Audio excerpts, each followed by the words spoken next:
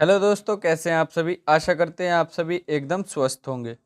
आप सभी का एक बार फिर से बहुत बहुत स्वागत है हमारे यूट्यूब चैनल ट्रिक हिंदी पर। दोस्तों, एक बार फिर से हम आप सभी के लिए यूपी पुलिस कांस्टेबल की हिंदी की प्रैक्टिस क्लास लेकर उपस्थित हैं। तो चलिए बिना किसी समय को गवाए अपने इस वीडियो को शुरू करते हैं। बात कर लेते हैं पहले प्रश्न की। पहला प्रश्न हमें पूछा गया है, प्रिया नीलकंठी तथा निषाद बांसुरी किसके निबंध संग्रह हैं। पहला ऑप्शन हमें दिया गया है रमेश चंद्र शाह, दूसरा ऑप्शन हमें दिया गया है विद्या निवास मिश्र, तीसरा ऑप्शन हमें दिया गया है कुबेर नाथ राय और चौथा ऑप्शन हमें दिया गया है श्री राम परिहार। तो प्रिया नीलकंठी और निषाद बांसुरी ये निबंध संग्रह हैं हमारे कुबेर नाथ राय के। ऑप्शन नंबर सी पहले प्रश्न का सही उत्तर हो जाएगा और आपके ये साहित्य से संबंधित आपको प्रश्न देखने के लिए जरूर मिलेंगे। बात कर लेते हैं हम अगले प्रश्न की। अगला प्रश्न हमसे पूछा गया है, निम्नलिखित में से निबंध संग्रह और उसके लेखक का एक युग्म गलत है, वह कौन सा है। यानी कि हमें ऑप्शन में एक ऑप्शन गलत दिया गया है, वही हमसे पूछा है। पहला ऑप्शन युग संधियों पर ये निबंध सच्चिदानंद हीरानंद वात्स्यायन अज्ञे ने लिखा है। दूसरा ऑप्शन शब्दिता प्रभाकर माचवे ने लिखा है। तीसरा ऑप्शन मल्लीनाथ की परंपरा रविन्द्रनाथ त्यागी ने लिखा है और चौथा ऑप्शन विराम चिन्ह रामविलास शर्मा ने लिखा है। तो विराम चिन्ह रामविलास शर्मा ने लिखा है, ठीक है। मल्लीनाथ की परंपरा रविन्द्रनाथ त्यागी ने लिखा है। युग संधियों पर सच्चिदानंद हीरानंद वात्स्यायन अज्ञे ने लिखा है। लेकिन जो ऑप्शन नंबर बी है वो हमारा गलत दिया गया है, यही हमारा इस प्रश्न का सही उत्तर हो जाएगा। शब्दिता प्रभाकर माचवे का नहीं है। बात करते हैं हम अगले प्रश्न की। अगला प्रश्न है, पहाड़ का पर्यायवाची शब्द नहीं है। पहला ऑप्शन हमें दिया गया है पर्वत, दूसरा ऑप्शन हमें दिया गया है भूधर, तीसरा ऑप्शन हमें दिया गया है शैवाल और चौथा ऑप्शन हमें दिया गया है नग। तो पहाड़ का पर्यायवाची कौन सा नहीं होगा, इनमें हमें बताना है। तो बात करते हैं इस प्रश्न के सही उत्तर की। तो इस प्रश्न का सही उत्तर होगा ऑप्शन नंबर सी, शैवाल शब्द जो है वो पहाड़ का पर्यायवाची नहीं होता है। बात करते हैं अगले प्रश्न की। अगला प्रश्न है, सप्तऋषि का संधि विच्छेद है। पहला ऑप्शन हमें दिया गया सप्तर प्लस ऋषि, दूसरा ऑप्शन सप्त विसर्ग धन ऋषि, दूसरा ऑप्शन सप्त धन ऋषि और चौथा ऑप्शन इनमें से कोई नहीं। तो ये प्लस का जो चिन्ह होता है उसे हम धन कहते हैं, यानी कि योग का चिन्ह। तो यहाँ पर हम इसके सही उत्तर की बात करें तो ऑप्शन नंबर सी इस प्रश्न का सही उत्तर हो जाएगा। सप्त धन ऋषि मिलकर के सप्तऋषि शब्द का निर्माण करते हैं। ऑप्शन नंबर सी इस प्रश्न का सही उत्तर होगा। बात करते हैं हम अगले प्रश्न की। पर्वत के नीचे तलहटई की भूमि वाक्यांश के लिए एक शब्द हमें बताना है। पहला ऑप्शन घाटी, दूसरा ऑप्शन बेसिन, तीसरा ऑप्शन भांबर और चौथा ऑप्शन उपत्यका। इंपॉर्टेंट प्रश्न है, यूपी टेट 2021 में भी पूछा गया प्रश्न है ये आप सभी के लिए। पर्वत के नीचे तलहटी भूमि के लिए हम कहते हैं उपत्यका। ऑप्शन नंबर डी इस प्रश्न का सही उत्तर हो जाएगा। और जब ये प्रश्न यूपी टेट में पूछा गया था तो वहाँ पे आपको दिया गया था उपत्यका का क्या अर्थ होता है, मतलब कि बदल कर पूछा गया था, पलट कर प्रश्न। बात कर लेते हैं अगले प्रश्न की, जो कि आपसे पूछा गया है, निम्नलिखित विकल्पों में से शुद्ध वाक्य को चयनित कीजिए। पहला ऑप्शन मुझे बहुत पुस्तकों को पढ़ना पड़ता है, दूसरा ऑप्शन मुझे बहुत पुस्तकें पढ़नी पड़ती हैं, तीसरा ऑप्शन मुझको बहुत पुस्तकों को पढ़ना पड़ता है, चौथा ऑप्शन हमें बहुत पुस्तकों को पढ़ना पड़ता है। बात करते हैं सही उत्तर की। ऑप्शन नंबर बी इस प्रश्न का सही उत्तर हो जाएगा। मुझे बहुत पुस्तकें पढ़नी पड़ती हैं, ऑप्शन नंबर बी जो कि है सही लिखा हुआ शुद्ध वाक्य। बात करते हैं अगले प्रश्न की। आचार्य भरत मुनि ने अपनी किस पुस्तक में सर्वप्रथम रसों का उल्लेख किया। पहला ऑप्शन हमें दिया है कुसुमांजलि, दूसरा ऑप्शन नाट्यशास्त्र, तीसरा ऑप्शन प्रज्ञा परमिता, चौथा ऑप्शन कादम्बरी। बात करते हैं इंपॉर्टेंट प्रश्न है आपके लिए। तो इन्होंने सर्वप्रथम उल्लेख किया नाट्यशास्त्र में। ऑप्शन नंबर बी इस प्रश्न का सही उत्तर हो जाएगा। आचार्य भरत मुनि ने अपनी पुस्तक नाट्यशास्त्र में सर्वप्रथम रसों का उल्लेख किया।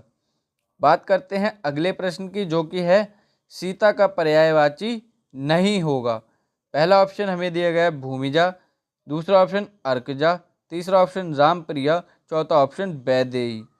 तो यहाँ पर 3 ऑप्शन है जो कि सीता जी के पर्यायवाची होंगे और बाकी का एक ऑप्शन है जो पर्यायवाची नहीं होगा। तो यहाँ पर सीता माता की बात की जा रही है, तो सीता जी का पर्यायवाची यहाँ पर जो नहीं होगा वो होगा ऑप्शन नंबर बी, अर्कजा। बाकी भूमिजा और रामप्रिय और वैदेही ये तो सीता के पर्यायवाची होते हैं। बात करते हैं हम अगले प्रश्न की। अगला प्रश्न, आय का विपरीतार्थक शब्द होगा। पहला ऑप्शन हमें दिया गया है अल्प आय, दूसरा ऑप्शन हमें दिया गया है व्यय, तीसरा ऑप्शन हमें दिया गया है निर्धन और चौथा ऑप्शन हमें दिया गया है धनी। तो आय का विपरीतार्थक शब्द हमें बताना है कौन सा होगा। आय का विपरीतार्थक शब्द होगा ऑप्शन नंबर बी, व्यय। आय का विपरीतार्थक या फिर विलोम कह लीजिए, सॉरी थोड़ा सा गलत उच्चारण कर दिया मैंने जल्दी में। आय का विलोम शब्द कह लीजिए या विपरीत अर्थक, यानी कि जिसका अर्थ उसका विपरीत निकले, तो आय का हो जाएगा व्यय।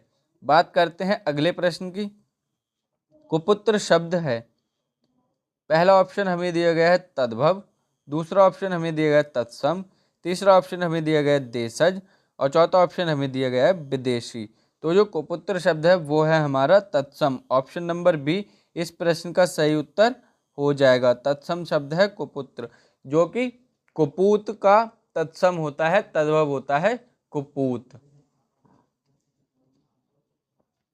बात करते हैं अगले प्रश्न की, जो कि है देहातीत का संधि विच्छेद क्या होगा। पहला ऑप्शन देहा धनती, दूसरा ऑप्शन देह धन अतीत, तीसरा ऑप्शन देह धन तीत और चौथा ऑप्शन देह धन आती। तो देहातीत का संधि विच्छेद होगा देह धन अतीत। ऑप्शन नंबर बी इस प्रश्न का सही उत्तर हो जाएगा। देह और अतीत मिलकर के देहातीत का संधि विच्छेद करेंगे और यहाँ पर हमारी दीर्घ संधि होती है। छोटा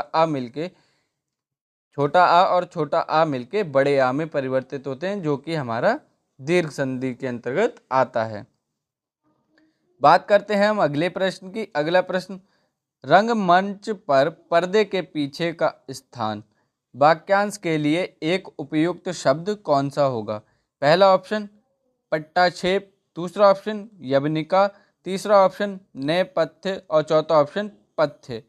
तो रंगमंच के पर्दे के पीछे का स्थान हमारा कहलाता है नेपथ्य। ऑप्शन नंबर सी इस प्रश्न का सही उत्तर हो जाएगा। नेपथ्य होता है रंगमंच पर पर्दे के पीछे का स्थान।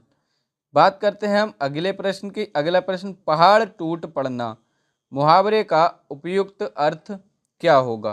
पहला ऑप्शन बारूद से पहाड़ तोड़ना, दूसरा ऑप्शन भारी विपत्ति आना, तीसरा ऑप्शन बीमार पड़ना और चौथा ऑप्शन आर्थिक हानि होना। तो पहाड़ टूट पड़ना इसका अर्थ होता है भारी विपत्ति आना। ऑप्शन नंबर बी इस प्रश्न का सही उत्तर हो जाएगा। भारी विपत्ति आना, जब किसी पे बहुत बड़ा संकट आता है तो हम लोग कहते हैं कि उस पर तो पहाड़ टूट पड़ा है। बात करते हैं हम अगले प्रश्न की। कौन सा वाक्य शुद्ध है। पहला ऑप्शन हमें दिया गया ताजमहल की सौंदर्य अनुपम है, दूसरा ऑप्शन ताजमहल का सौंदर्य अनुपम है, तीसरा ऑप्शन ताजमहल का सुंदरता अनुपम है और चौथा ऑप्शन ताजमहल की सौंदर्य अद्भुत है। तो शुद्ध वाक्य जो होगा ऑप्शन नंबर बी इस प्रश्न का सही उत्तर हो जाएगा। ताजमहल का सौंदर्य अनुपम है, ऑप्शन नंबर बी है वो इस प्रश्न का सही उत्तर है। यही हमारा शुद्ध वाक्य लिखा गया है। बात करते हैं अगले प्रश्न की, जो कि है कौन सा शब्द अमृत का अनेकार्थी नहीं है।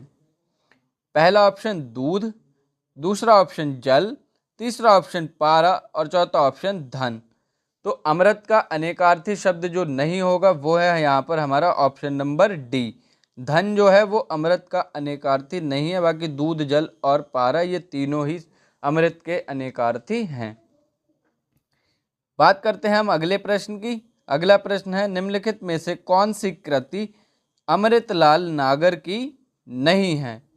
पहला ऑप्शन हमें दिया गया है मानस का हंस, दूसरा ऑप्शन बूंद और समुद्र, तीसरा ऑप्शन राग दरबारी और चौथा ऑप्शन हमें दिया गया है शतरंज के मोहरे। बहुत ही इम्पोर्टेंट प्रश्न है। यहाँ पर आपको एक प्रश्न में 3 रचनाएं अमृतलाल नागर की याद हो जाएंगी, क्योंकि हमसे पूछा गया है कि कौन सी नहीं है। जो एक गलत दी गई है वो नहीं होगी, बाकी सभी हमारी अमृतलाल नागर की रचनाएं होंगी या कृति कह लीजिए। तो यहाँ जो ऑप्शन नंबर सी है वो सही उत्तर हो जाएगा। राग दरबारी ये हमारा उन्होंने नहीं लिखा है, बल्कि ये हमारा धर्मवीर भारती जी का कृति है। बात करते हैं अगले प्रश्न की, जो कि है निम्न में से एक वचन है। पहला ऑप्शन हमें दिया गया है चांदी, दूसरा ऑप्शन हमें दिया गया है सोना, तीसरा ऑप्शन हमें दिया गया है लोहा और चौथा ऑप्शन हमें दिया गया है उपरोक्त सभी। तो एक वचन में हमेशा प्रयुक्त ये सभी होते हैं, सोना चांदी लोहा ये सभी। ऑप्शन नंबर डी इस प्रश्न का सही उत्तर हो जाएगा। बात करते हैं हम अगले प्रश्न की। अगला प्रश्न हमसे पूछा गया है निम्नलिखित वाक्यों में से एक में कर्ण कारक के विभक्ति चिन्ह का प्रयोग हुआ है, वह कौन सा वाक्य होगा, हमें ये बताना है। पहला ऑप्शन हमें दिया गया पैरों से चलना, प्राणों से चलना जीवन, समुदाय से चलना समाज तथा देश और काल से चलना इतिहास कहलाता है। दूसरा ऑप्शन आकाश से गिरी एक बूंद, कहीं मोती कहीं विष तो कहीं कीचड़ बनी। तीसरा ऑप्शन रेल से उतरा मुसाफिर, ईश्वर चंद विद्यासागर को कुली समझ बैठा। चौथा ऑप्शन पेड़ से गिरता सेब, न्यूटन के द्वारा स्थापित गुरुत्वाकर्षण सिद्धांत का आधार। तो यहाँ हमें बताना है कर्ण कारक। यहाँ जहाँ पर भी कारण दिया गया होगा वही हमारा कर्ण कारक होगा, यानी कि साधन की बात करेगा। तो यहाँ पर हम देख लेते हैं पैर से चलना यात्रा, यहाँ पहला ऑप्शन ही हमारा ठीक हो जाएगा, क्योंकि यहाँ पर हम पैर से चलना साधन दिया गया है, यही हमारा इस प्रश्न का सही उत्तर हो जाएगा। पैरों से चलना यात्रा, प्राणों से चलना जीवन, समुदाय से चलना समाज तथा देश और काल से चलना इतिहास कहलाता है, यही हमारा कर्ण कारक का वाक्य दिया गया है। बात करते हैं हम अगले प्रश्न की।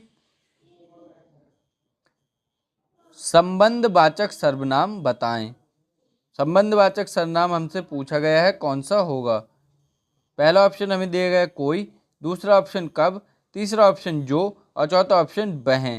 तो संबंधवाचक सर्वनाम हमारा यहाँ पर हो जाएगा ऑप्शन नंबर सी जो है वो हमारा संबंध बताएगा, बाकी कोई अनिश्चितवाचक कब प्रश्नवाचक वह हमारा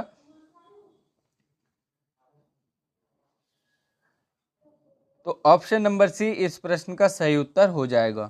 बात करते हैं अगले प्रश्न की। निम्नलिखित वाक्यों में से एक में कर्ण कारक के विभक्ति चिन्ह का प्रयोग हुआ है, हमें बताना है।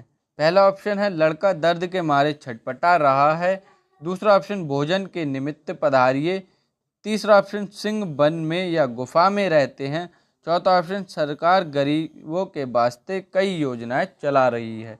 तो कर्ण कारक हमारा पहले ही ऑप्शन में दिया गया है, लड़का दर्द के मारे छटपटा रहा है। वो क्यों छटपटा रहा है, क्योंकि उसके दर्द हो रहा है। बात कर लेते हैं हम अगले प्रश्न की। अगला प्रश्न हमें पूछा गया है निम्नलिखित वाक्य में रेखांकित शब्द विशेषण है, उसका भेद छांटिए। कुछ बच्चे कक्षा में शोर मचा रहे हैं।